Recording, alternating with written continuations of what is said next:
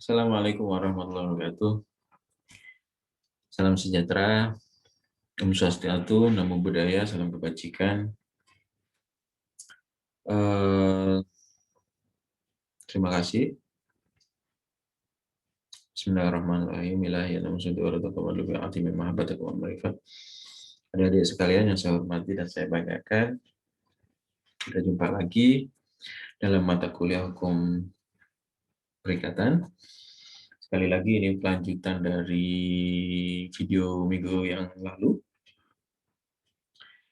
Semoga video minggu yang lalu dapat memberikan keterangan yang jelas, informasi yang paham, mudah dimengerti, agar ilmu dapat lebih mudah untuk diserap.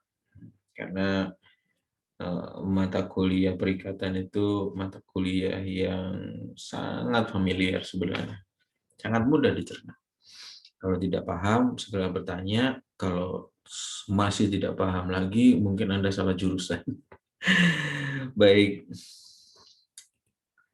saya akan melanjutkan pertemuan yang kemarin, materi yang kemarin mengenai ini ya.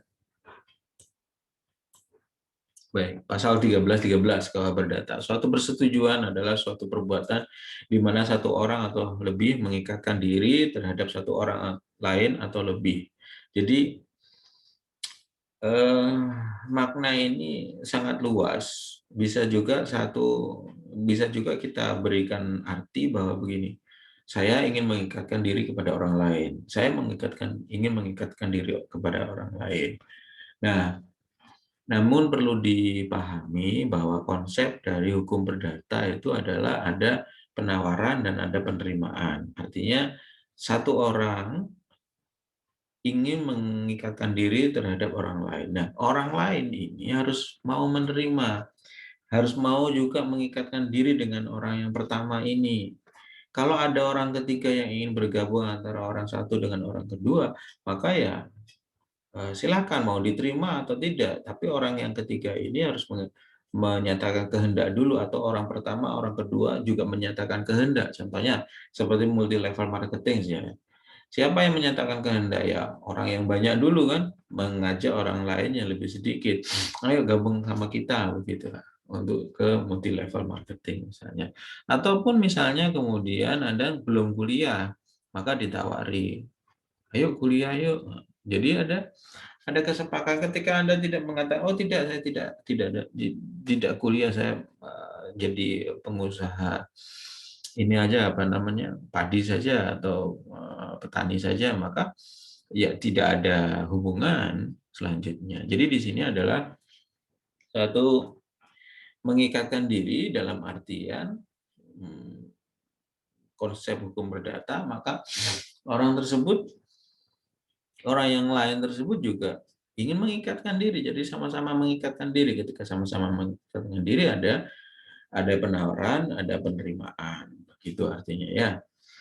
Jadi tidak kemudian salah satu pihak. Kalau satu pihak saja tidak ketemu ini nantinya kehendaknya disampaikan. Mana orang yang menerima kehendak itu? Nah, kan belum ada. Artinya orang yang lain, begitu. Jadi di sini harapannya adalah untuk memahami pemikiran kita bahwa perjanjian itu pasti dilakukan oleh dua orang atau lebih. Ya, tidak bisa kemudian perjanjian itu dilakukan oleh satu orang. Itu kalau itu ngomong sendiri, apa namanya ya? Kalau menyatakan kehendak sendiri gitu. Tidak berjanji itu namanya. Nah, ya kan? Oke. Nah, seperti halnya apa yang dikatakan Esser.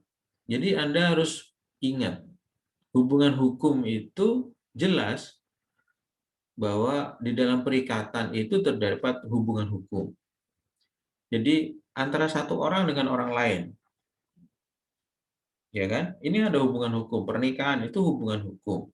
Kemudian ada orang ketiga, misalnya pelakor.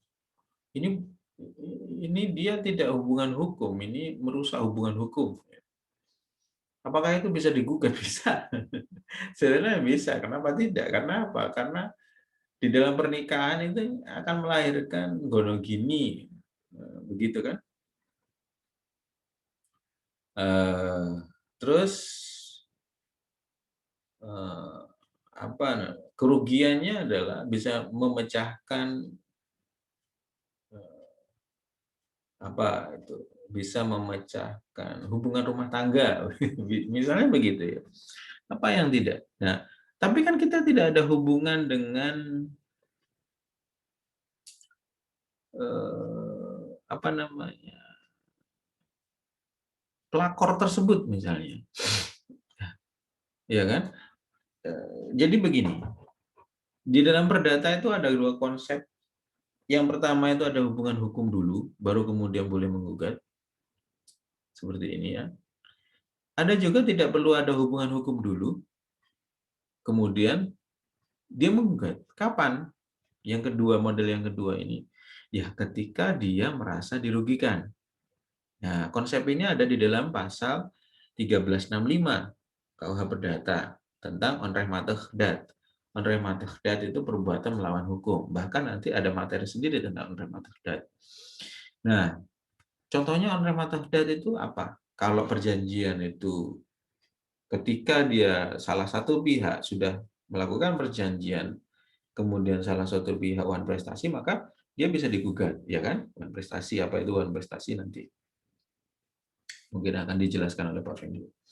Ketika ada yang menyebabkan kerugian karena tidak dilaksanakan suatu perjanjian yang merupakan kewajibannya, sehingga menyebabkan kerugian, maka pihak yang dirugikan tersebut bisa melakukan gugatan.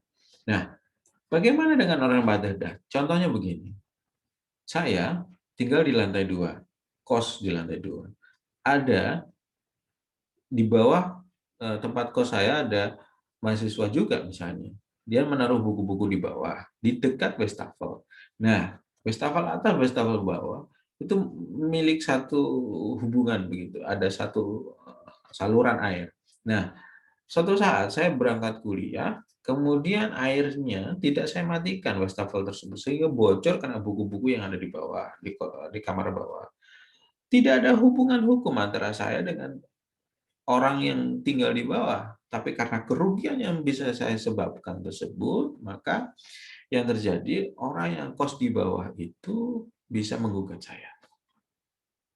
Karena apa? Karena digugat secara pidana tidak bisa, ya kan? Tidak ada penganiayaan, tidak ada kemudian perbuatan apa namanya pidana. Yang ada adalah perbuatan perdata. Kenapa? Karena ganti kerugian yang disampaikan. Nah, di perdata itu hanya ganti kerugian. Pidana itu ada siksa badan. Contohnya di penjara, itu siksa badan. Tata negara, kalau tata negara itu putusan. Contohnya SK, SK BPN, apa namanya, sertifikat tanah, SK SK jabatan misalnya yang diterbitkan oleh kepala daerah, rektor, gubernur, wali kota, ataupun kepala dinas. Nah, misalnya begitu. Nah, itu tata negara. Perdata itu adalah ganti kerugian. Ya,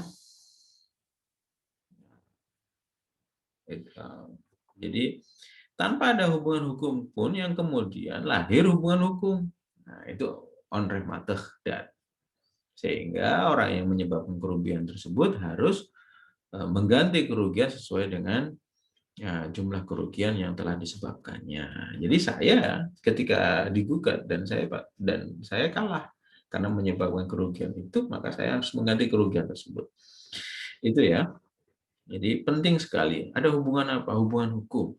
Jangan dijawab hubungan intim atau hubungan apa. Pasti ada hubungan hukum. Apalagi di dalam harta kekayaan. Sama dengan pelakor tadi. Ya kan? Hubungannya adalah hubungan hukum. Kemudian yang si dia yang orang ketiga tadi tidak ada hubungan hukum dengan Anda. Tapi Anda merasa dirugikan, gugat saja dengan ganti kerugian.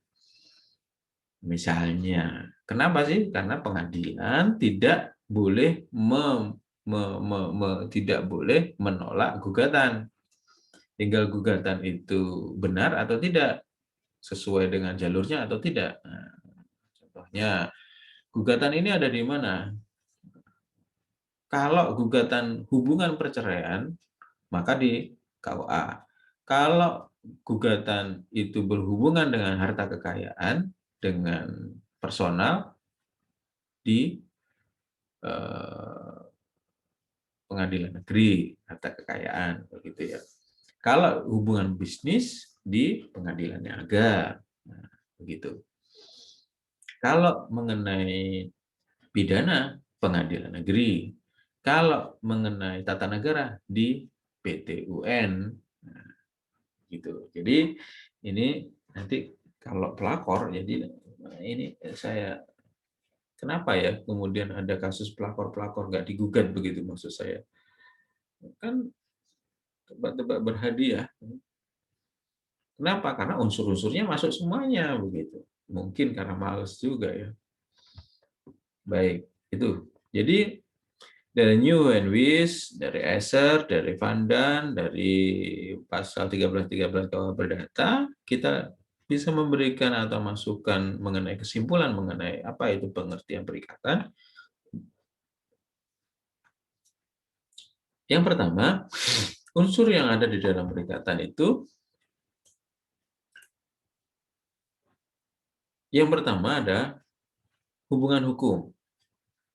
Suatu hubungan yang diakui dan diatur oleh hukum. Jadi karena ini, jadi 1313, pasal 1313 itu hukum. Aturannya seperti yang Anda baca tadi. Jadi diakui dan diatur. Oke ya. Hubungan hukum ini merupakan hubungan yang dapat menimbulkan hak dan kewajiban. Karena undang-undang yang memerintahkan, maka lahir hak dan kewajiban. Ataupun bukan undang-undang, ataupun karena perjanjian. Nah, asik kan? Hak dan kewajiban pada tiap hak.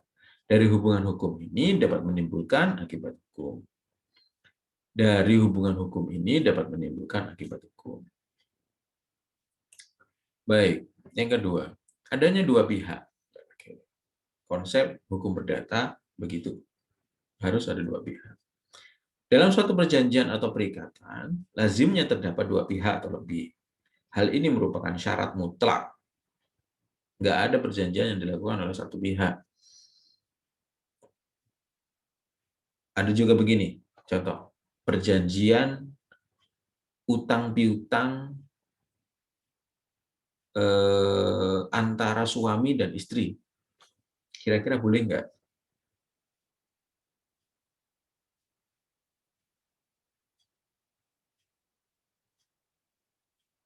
Kira-kira boleh nggak suami dan istri?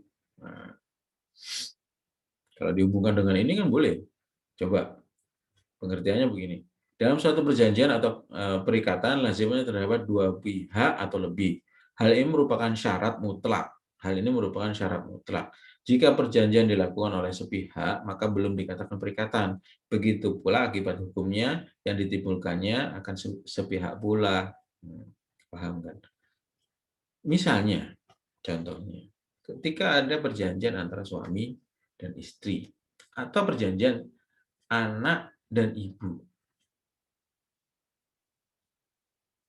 Perjanjian anak dan ibu adalah perjanjian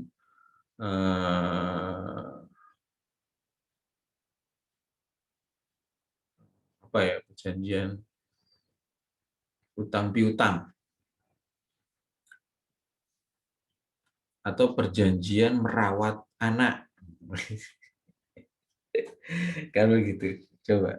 Kira-kira boleh nggak? Oke, ini PR Anda ya. Entah itu nanti saya akan jadikan ujian atau apa. Coba itu nanti dibaca. Oke, yang ketiga, adanya hak dan kewajiban. Nah, jadi karena ini diperintahkan oleh undang-undang, diakui dan diatur oleh undang-undang, maka hak dan kewajiban akan timbul setelah adanya kesepakatan. Kesepakatan ini bisa terjadi dengan konsensual, konsensual atau konsensus, apa itu namanya, disampaikan saja, tenan lu ya, janji lu ya, begitu misalnya, ya aku janji. Dan bisa juga terjadi dengan obligator atau surat berharga atau diaktakan, dicatatkan obligator. Hak dan kewajiban biasanya disebut juga dengan prestasi. Hak dan kewajiban itu juga biasa juga dikatakan sebagai prestasi. Apa itu prestasi nanti? Ya, yang harus diberikan dan atau dapat diterima oleh para pihak yang telah memperjanjikannya. Prestasi inilah yang nantinya dapat dituntut pemenuhannya. Kenapa? Karena dia sudah terikat. Satu, dia sudah terikat. Ketika sudah terikat, maka dia punya kewajiban. Nah, kewajiban ini harus dilaksanakan. Kewajiban itu bentuknya apa? Kewajiban itu bentuknya adalah prestasi. Prestasi itu apa sih? Jadi kewajiban itu kan dia harus berbuat sesuatu. Dia melakukan sesuatu atau dia tidak berbuat sesuatu. Tiga ini. Nanti ya. Oke. Yang kelima. Maaf, yang keempat ya. Adanya prestasi dalam suatu perikatan pasti dan harus ada yang disebut dengan prestasi. Prestasi merupakan objek dari pada hukum perikatan, yang mana prestasi ini dapat merupakan suatu tindakan. Bisa juga berupa tindakan yang positif dan tindakan yang negatif.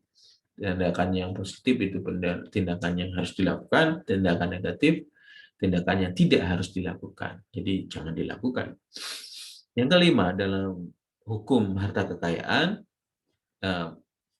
perikatan itu masuk di dalam hukum harta kekayaan.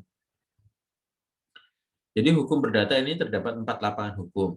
Yang pertama, tentang orang. Jadi buku 1 itu tentang orang.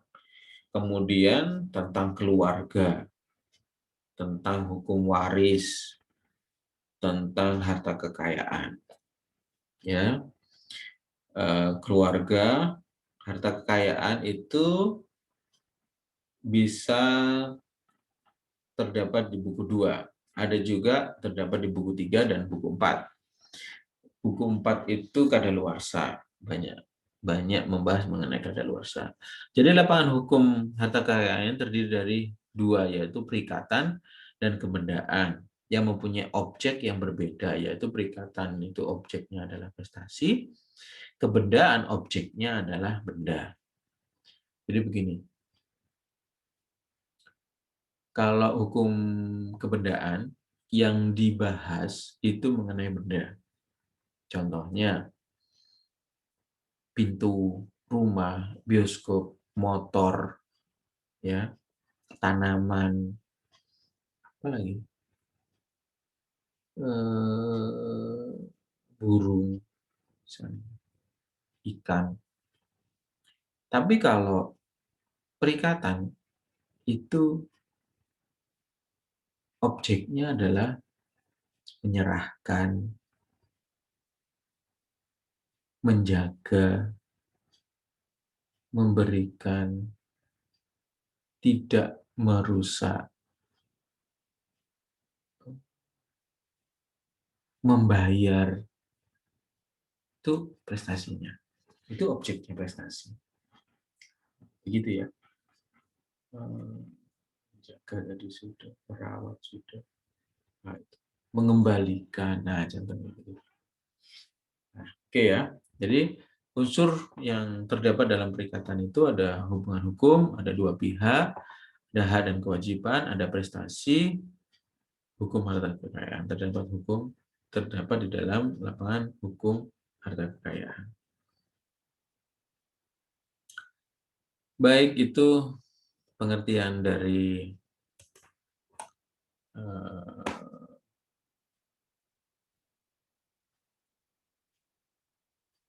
itu namanya perikatan. Kita masuk Kalau ada pertanyaan, silakan masuk ke WA, kemudian nanti kita bisa diskusikan. Baik.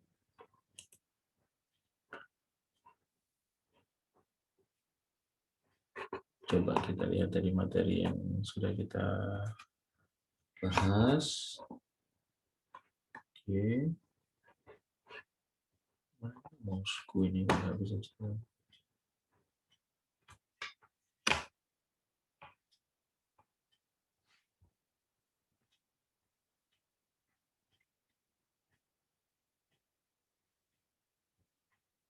Oke. Jadi tahap pertama pengertian perikatan sudah. Kita masuk ke buku 3 BW. Nah, ini kemarin. Nah, ini sudah kita lalui. Nah, buku 3 BW itu ini sebagai informasi saja ya. Jadi tidak perlu dihafalkan. Diatur dalam buku 3 BW terdiri dari 18 bab dan 631 pasal. Diatur di dalam pasal 1233 sampai dengan pasal 1864. Hal yang diatur dalam buku 3 BW ini sebagai sumber hukumnya, perikatan pada umumnya, yang di dalamnya itu meliputi perikatan, prestasi. Jadi Anda kalau kepingin baca, jadi Anda harus punya deh yang namanya BW KUH Perdata ya. Kalau bilang KUH Perdata maka ini Indonesia. Tapi kalau BW maka ini adalah KUH Perdatanya Belanda. Jadi dia bilangnya Burgerlijk Wetboek. Ya kan?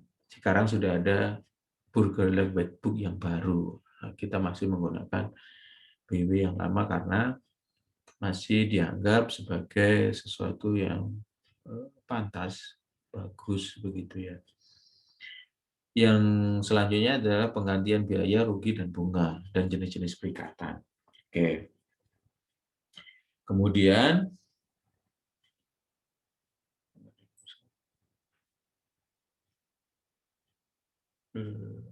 gimana dia? Oh, sorry. Saya belum masuk ke ininya ya. Sorry. Nah, jadi kita sudah masuk nih di dalam pengertian perikatan, toh? Sini. Ada New Wenwis, Esser, ada Sudikno, saya tidak masukkan tadi. 1313, kemudian unsur-unsur perikatan sudah kita dapatkan. Nah, coba kita masuk ke India. Ini apa namanya? Gedung apa saya lupa namanya, di Jepang ya. Jadi karena saya pernah di sini jadi saya foto. Ini saya ambil di internet. Masih ingat betul. Nah, ini buku 3 itu buku 3 KUH Perdata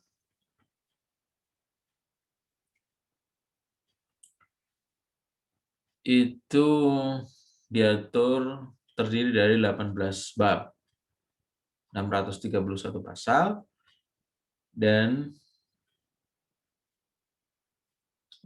diatur mulai dari pasal 1233 KUH Perdata sampai dengan pasal 1864. Nah, di sini prestasinya. Kemudian kita masuk ke setelah itu syarat sah perjanjian, akibat perjanjian, dan penafsiran perjanjian. Ini nanti yang akan kita bahas ya, banyak ini yang di poin 2. Poin 1 mengenai prestasinya ya. Kemudian jenis-jenis perikatan nanti sepintas saja ya. Yang penting yang poin 2 ini. Kemudian yang poin 3, perikatan yang dilahirkan dari undang-undang, dan karena perbuatan manusia ini akan kita singgung karena nggak banyak materinya. Ya kan? Pembayaran, penawaran, bla bla bla, jual beli, tukar menukar. Kalau ada waktu nanti kita masuk ke situ. Kemudian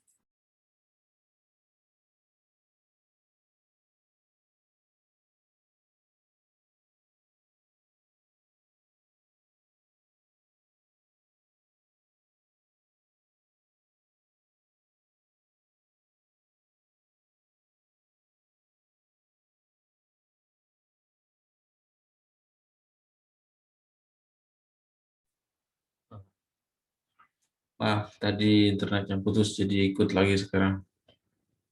Baik. Nah, ini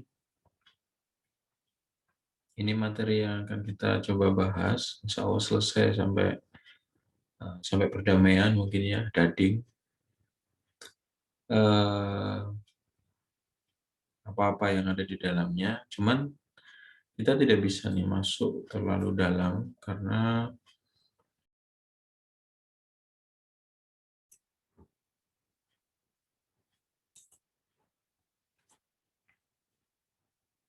sinyalnya besar tapi putus-putus.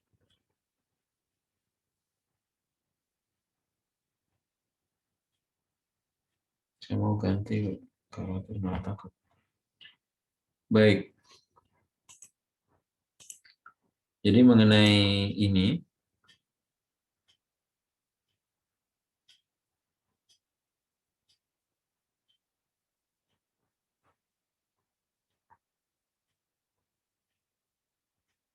masih mereka, sorry. Sorry. Jadi mengenai ini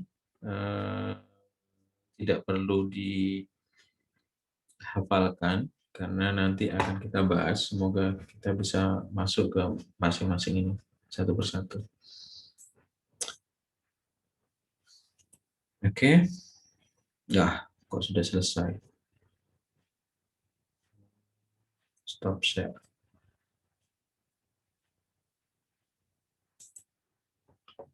Ya. Kita langsung masuk ke dalam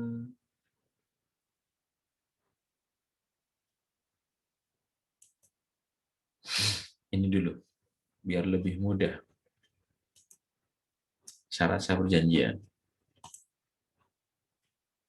Baik. Dari perikatan, kita masuk ke dalam syarat sah perjanjian. Bagi adik-adik yang dulu perdata menempuh saya pasti dapat ini ya, tapi rekaman suaranya tidak ada. Jadi saya coba untuk membahasnya baik dari tulisan yang ada dan apa perlu kita sampaikan sebagai semua harapannya bisa menjadi lebih terang gitu ya. Syarat sah perjanjian. Bahwa suatu perjanjian yang telah memenuhi syarat tertentu bisa dikatakan sebagai suatu perjanjian yang sah. Jadi kapan suatu perjanjian yang sah dan memiliki akibat hukum yang mengikat seperti halnya undang-undang bagi mereka yang membuat, ya ketika syarat sahnya perjanjian terpenuhi, begitu ya. Oleh karena itu, agar keberadaan suatu perjanjian diakui oleh undang-undang, haruslah sesuai dengan syarat-syarat yang ditentukan oleh undang-undang tersebut. Oke. Adapun syarat sahnya suatu perjanjian atau persetujuan yang telah ditentukan di dalam undang-undang diatur di dalam pasal 1320 KUH Perdata. Apa itu isinya? 1320 ada sepakat mereka yang mengikatkan diri, sepakat jadi 1313 tadi, ingat kan? KUH Perdata itu salah satu orang mengikatkan diri kepada orang lain. Ketika keduanya memenuhi kata sepakat, maka mereka sepakat untuk mengikatkan diri. Ada pernyataan kehendak, ada penerimaan, sehingga mereka mengatakan sepakat. Sepakat. Jadi sepakat. Sepakat ini ucapan penawaran yang disampaikan oleh manusia. Jadi artinya sepakat ini dikelompokkan orangnya, manusianya, subjeknya. Oke kan? Yang kedua, 1320 itu kecakapan untuk membuat suatu perikatan. Kecakapan. Kecakapan itu apa? Satu, dewasa. Yang kedua, pantas. Yang ketiga, apa itu namanya? Dia sehat, begitu. Artinya tidak gila dan lain sebagainya. Kecakapan. Nah, ini yang dimaksud kecakapan itu apa? Siapa? Yang dituju itu apa? Yang dituju adalah orangnya. Sama kayak sepakat. Sepakat itu objeknya apa? Orang kan? Cakap, objeknya itu apa? Orang juga. Jadi ini adalah subjeknya. Maaf, saya keliru. Sepakat dan cakap itu adalah subjeknya atau orangnya. Saya ulangi lagi, yang tadi keliru ya. Sepakat dan cakap itu adalah orangnya. Yang dimaksud adalah orangnya atau subjeknya. Yang ketiga, suatu hal tertentu. Hal tertentu. Hal tertentu ini yang diperjanjikan, yang disepakati. Contohnya beras. Sebanyak apa? 1.500 biji. Nah, kan nggak bisa. Hal tertentu itu harus ditentukan. Beras 1 kilo, 1 liter. Minyak 1 liter. Nah, itu sudah ditentukan. Apa yang mau diperjanjikan? Kambing. Kambing yang mana? Jenisnya apa? Ya kambing itu. Jumlahnya berapa? Itu pokoknya. Enggak bisa. Harus ditentukan. Maka objeknya ini adalah kambing. Kambingnya nanti protes. Lu saya itu subjek loh. Oh, saya. Enggak perlu lah kita berdebat di situ. Yang keempat, suatu sebab yang halal. Suatu sebab yang halal itu semua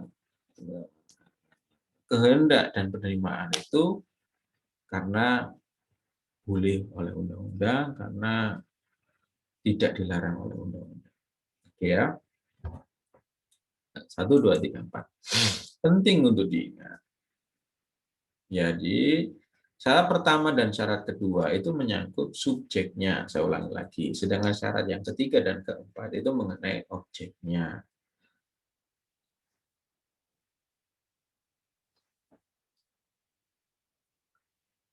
Terdapat cacat kehendak atau keliru atau paksaan atau penipuan atau tidak cakap untuk membuat perikatan mengakibatkan dapat dibatalkannya perjanjian.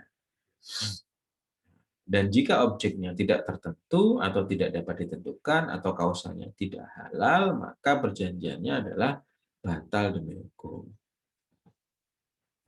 Saya contohkan begini. Terdapat cacat kehendak atau keliru. Ini keterangannya. Jadi, ketika syarat pertama dan syarat kedua itu tidak terpenuhi, maka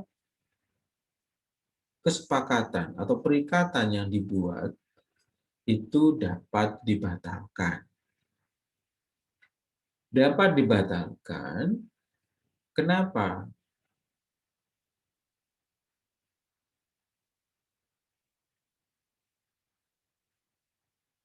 Karena ini harus ada permintaan oleh subjek hukum atau orang. Contohnya begini. Ayat 2 mengatakan sepakat. Sepakat ini ketika dia mengatakan sepakat, tapi ketika dia mengatakan sepakat itu atas tekanan dengan todongan pistol atau todongan bayonet misalnya, maka sepakatnya ini sepakat yang cacat, begitu loh maksudnya.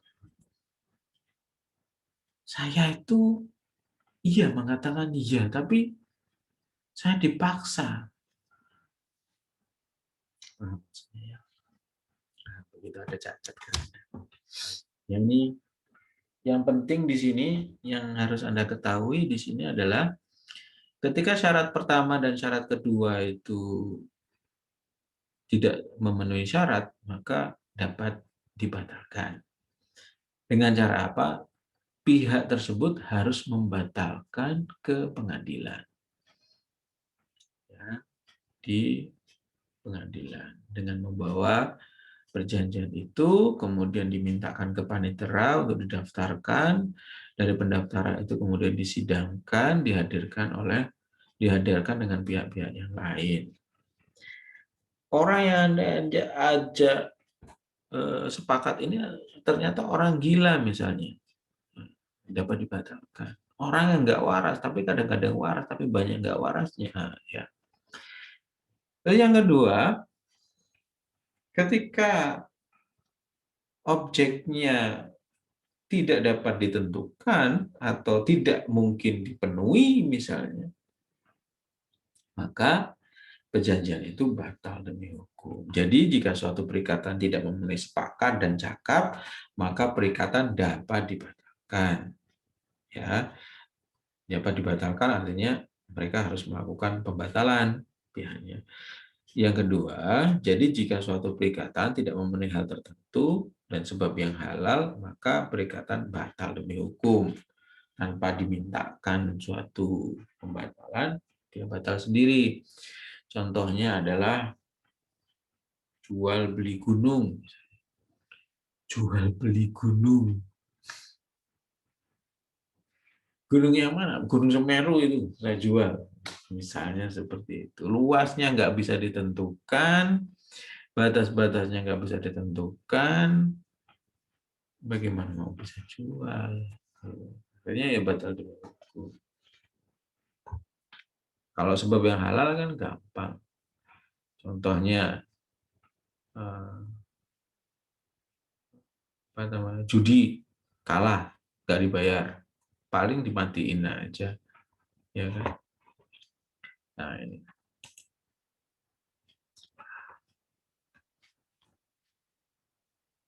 pengertian sepakat dilukiskan sebagai pernyataan kehendak. Jadi dua tadi yang sudah saya sampaikan, ada kehendak, ada penerimaan, ada penyampaian kehendak. Jadi nanti dibaca lagi ya.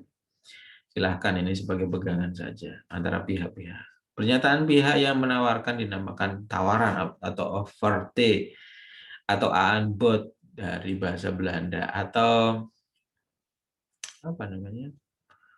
Aanbod itu bahasa Belanda, penawaran. Offerte ya tawaran. Dan pernyataan pihak yang menerima tawaran dinamakan akseptasi, aliseptasi, kesepakatan, disepakati. Dengan diberlakukannya kata sepakat, mengadakan perjanjian, maka berarti bahwa kedua belah pihak haruslah mempunyai kebebasan berkehendak. Artinya seimbang. Kehendaknya itu bebas. Jadi dia boleh menolak, dia boleh menyatakan, dia boleh menerima. Para pihak tidak mendapatkan suatu tekanan yang mengakibatkan adanya cacat bagi perwujudan kehendak tersebut. Maksudnya adalah kedua belah pihak atau para pihak yang mengadakan perjanjian tersebut haruslah bersepakat, setuju, dan seia sekata atas hal-hal yang diperjanjikan tanpa ada paksaan atau duang, kekeliruan atau dualing, dan penipuan atau bidrog. Atau juga ada penyalahgunaan keadaan. Nah, misalnya seperti penyalahgunaan keadaan. Sebelum ada persetujuan, biasanya pihak-pihak mengadakan perundingan, negosiasi. Apa itu negosiasi? Nanti kalau ada waktu saya akan sampaikan. Pihak yang satu memberitahukan kepada pihak yang lain mengenai objek perjanjian dan syarat-syaratnya. Pihak yang lain mengatakan pula kehendaknya. Sehingga tercapai persetujuan yang mantap. Tercapai persetujuan yang apa namanya? Alamiah gitu. Jadi dia keduanya enak. Nah, itu. persetujuan yang mantap, ya, begitu ya. Menurut Hogerat itu Mahkamah Agungnya Belanda yang menganut teori kepercayaan bahwa persetujuan kehendak ternyata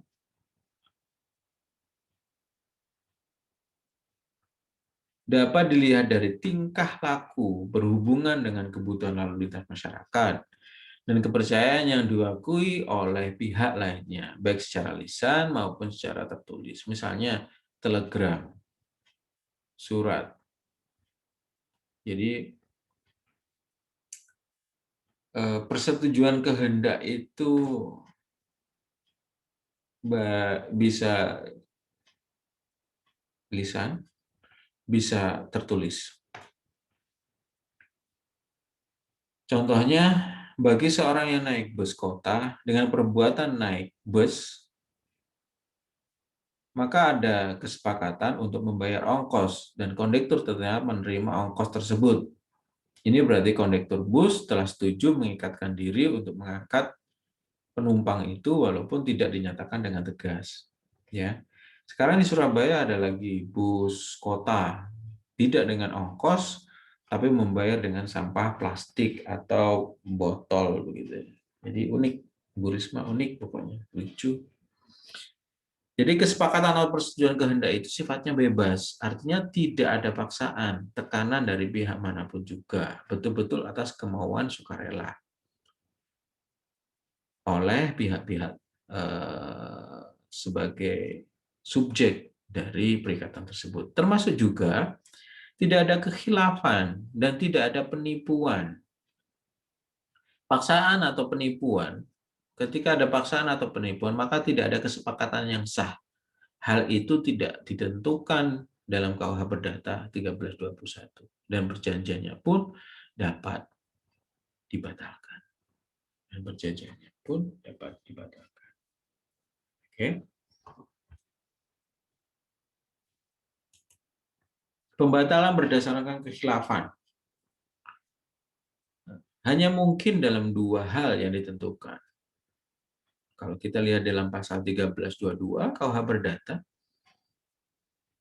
pembatalan itu apabila terjadi kekhilafan, yaitu mengenai hakikat barang yang menjadi pokok persetujuan. Hakikat barang yang menjadi pokok persetujuan. Membeli barang yang disangkakan antik, ternyata bukan antik.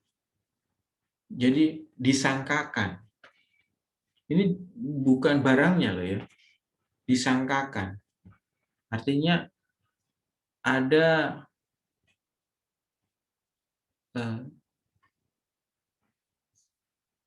contohnya begini. Di mana itu Pasar Tanjung itu kan ada jual keris, jual bla bla bla bla bla gitu ya. Ake, patung kecil-kecil menyerupai barang-barang museum. Kemudian si penjual menyatakan atau si pembeli menyatakan bagus. Terus dia menyatakan begini, Pak, ini barang sejak zaman Patih Gajah Mada ya, Pak? Oh iya, ini Ake ini yang dipakai oleh Patih Gajah Mada. Ini fotonya. Gitu. Fotonya lagi. Kemudian ada sertifikatnya lagi misalnya. Disangkakan antik, ternyata tidak antik, ternyata itu buatan tahun sekian-sekian saja. Yang kedua, apabila kekhilafan mengenai diri pihak lawannya dan persetujuannya yang dibuat terutama mengingat dirinya orang tersebut. Misalnya mengadakan persetujuan dengan seseorang yang dikiranya penyanyi tetapi bukan, begitu.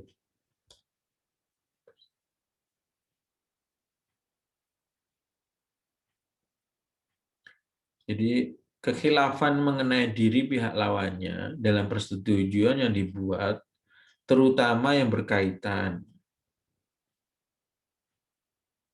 dengan diri orang tersebut. Jadi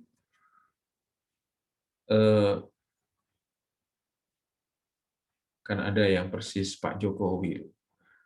Jadi kemudian saya pikir Anda ini Pak Jokowi. Saya undang di pembukaan acara apa itu namanya, acara peresmian tempat wisata. Ternyata dia duplikatnya Pak Jokowi misalnya seperti itu. Atau artis seolah-olah persis dengan Ariel, ternyata bukan Ariel. Ya, maka ini terjadi kekhilafan. Hakikat barang yang dimaksud di atas tersebut adalah sifat-sifat atau ciri-ciri daripada barangnya yang bagi para pihak merupakan alasan dibuat persetujuan yang menyangkut barang tersebut. Menurut Hugerat, hakikat barang adalah keadaan daripada barangnya yang menjadi dasar dibuatnya perikatan oleh para pihak. Oke, pembatalan. Untuk menggugat berdasarkan kekhilafan, dwelling harus dipenuhi dua syarat. Pihak lawan mengetahui atau seharusnya mengetahui bahwa ia justru melakukan perbuatan itu berdasarkan ciri-ciri dan keadaan yang keliru tersebut. Jadi ada pemanfaatan kemiripan tersebut, ada pemanfaatan kekhilafan tersebut, ada pemanfaatan apa namanya, kebodohan ya kalau menurut saya. Jadi kalau orang melihat patung purba itu kan, yang bisa melihat itu kan orang-orang cagar budaya. Orang-orang cagar budaya yang punya sertifikat itu hanya orang-orang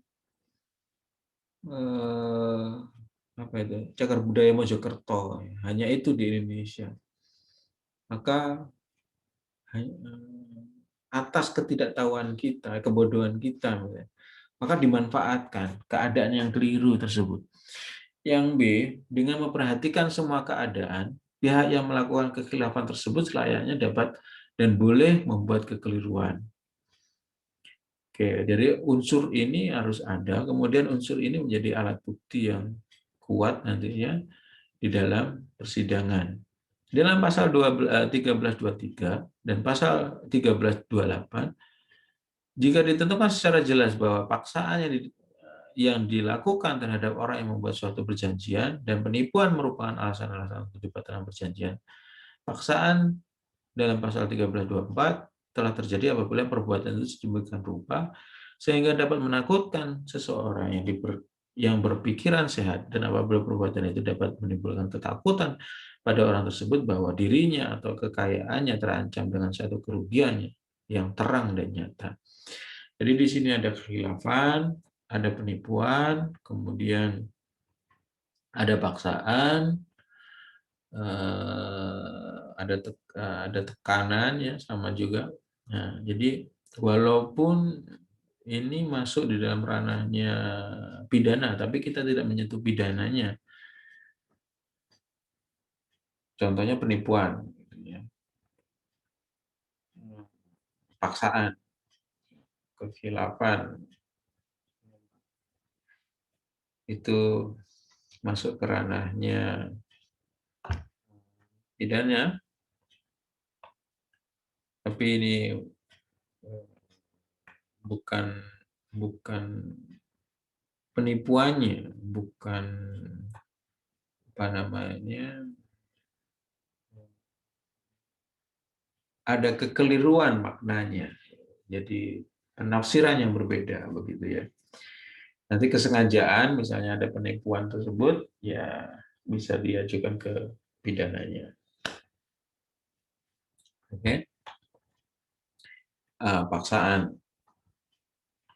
Paksaan dapat mengakibatkan batalnya suatu perjanjian. Tidak hanya apabila dilakukan suatu pihak yang membuat perjanjian, tapi apabila juga dilakukan terhadap suami atau istri, sanak keluarga dalam segaris maupun ke bawah. Namun ketakutan yang timbul karena rasa hormat terhadap ayah ibu atau sanak saudara tidaklah cukup untuk membatalkan perjanjian. Contohnya apa ya ini? Pernikahan. Contohnya apa ini ya? Apa ya?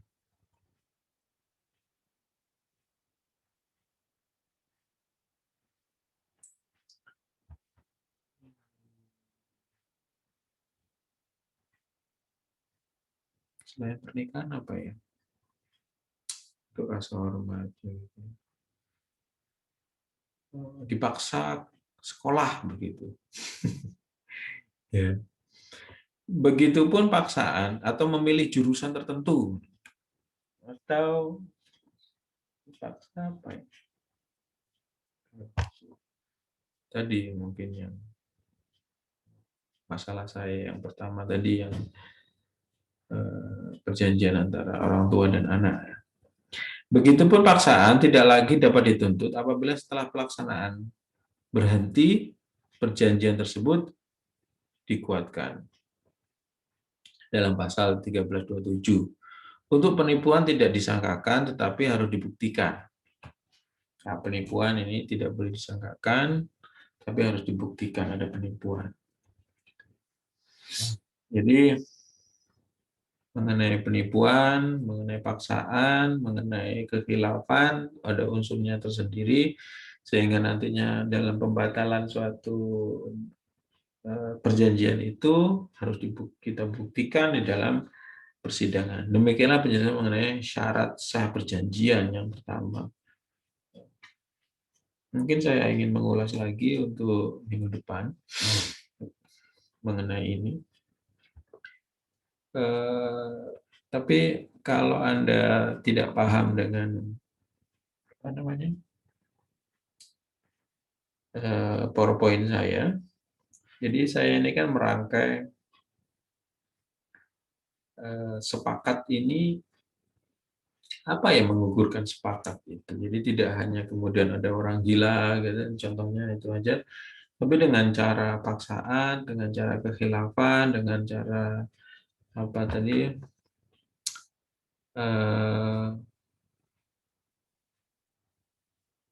penyalahgunaan keadaan misalnya, itu bisa menghentikan kesepakatan atau perjanjian.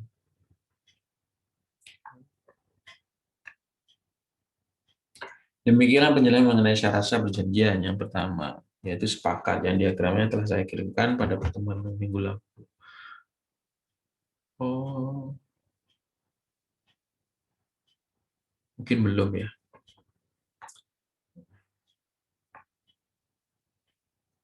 Iya, absen dulu dari mana saja yang sudah hadir. Nah, ini dia. Yang sepakat ini awalnya harus berasal dari negosiasi. Ada pernyataan kehendak, ada pernyataan kehendak atau unbought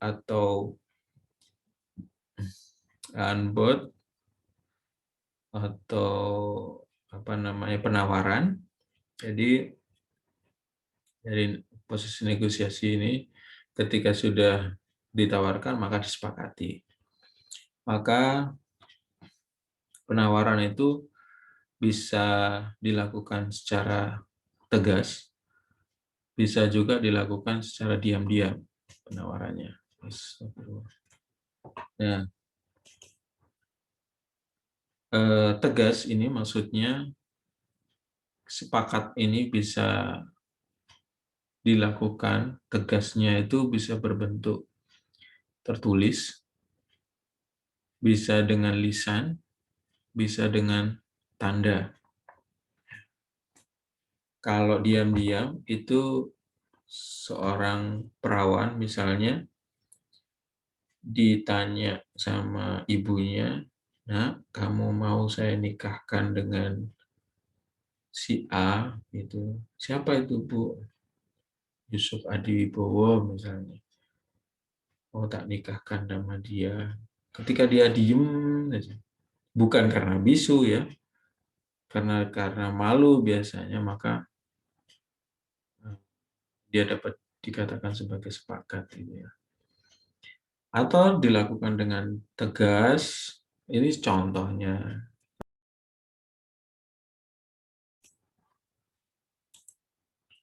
Maaf, putus lagi.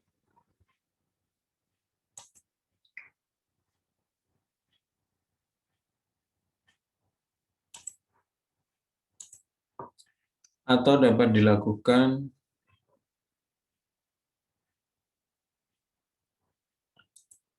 dengan tegas, yaitu entah itu tertulis, lisan dengan tanda. Tanda itu mengangguk saja.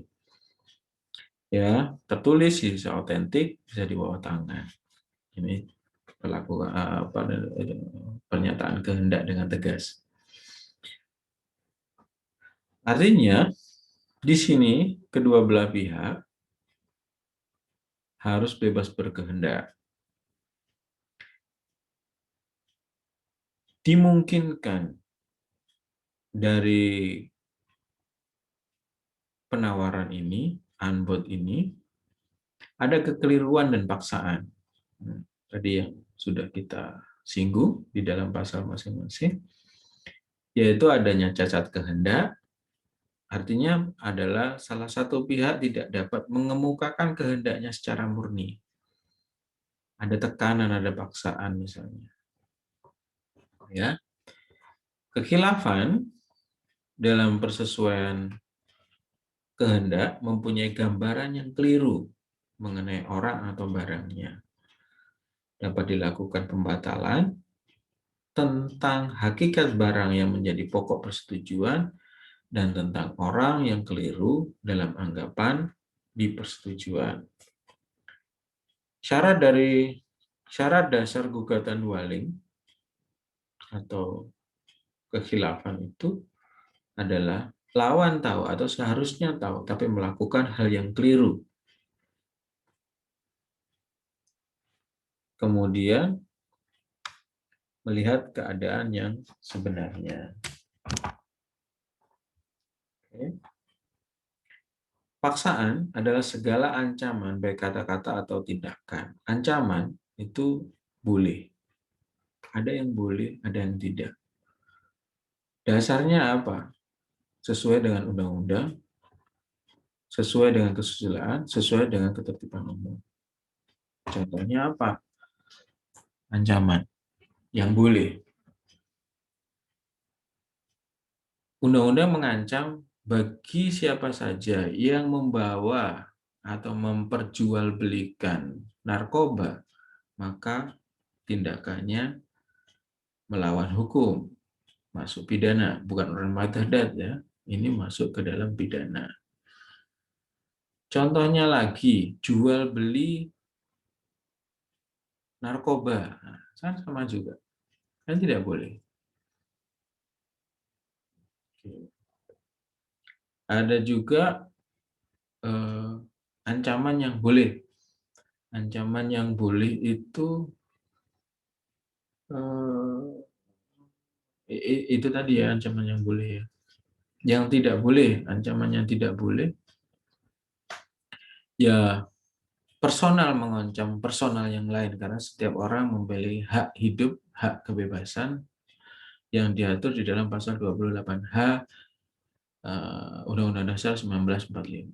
Yang selanjutnya ada penipuan, yaitu perbuatan sengaja dari unbound atau yang menawarkan untuk mempengaruhi tujuan yang keliru atau gambar yang keliru.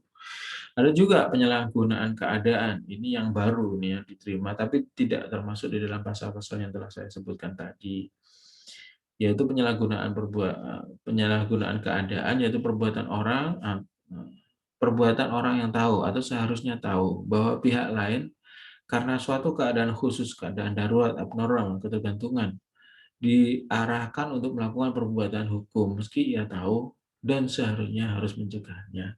Contohnya perjanjian ketika dilakukan terhadap orang yang sakau. Ya kan, orang yang sakau itu orang yang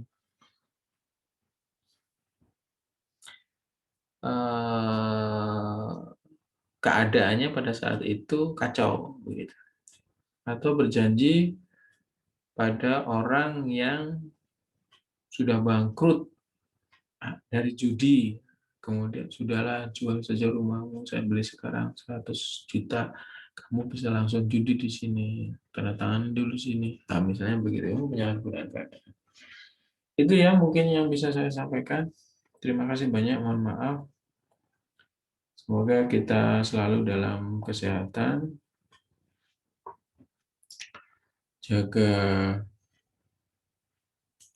diri masing-masing, dan jaga lingkungan, tetap pakai masker. Semoga kita selalu dalam kesehatan. Terima kasih. Saya akhiri. Wabillahi taufiq wal hidayah. Assalamualaikum warahmatullahi wabarakatuh. Om Swastiastu, Namo Buddhaya. Salam kebajikan. Assalamualaikum.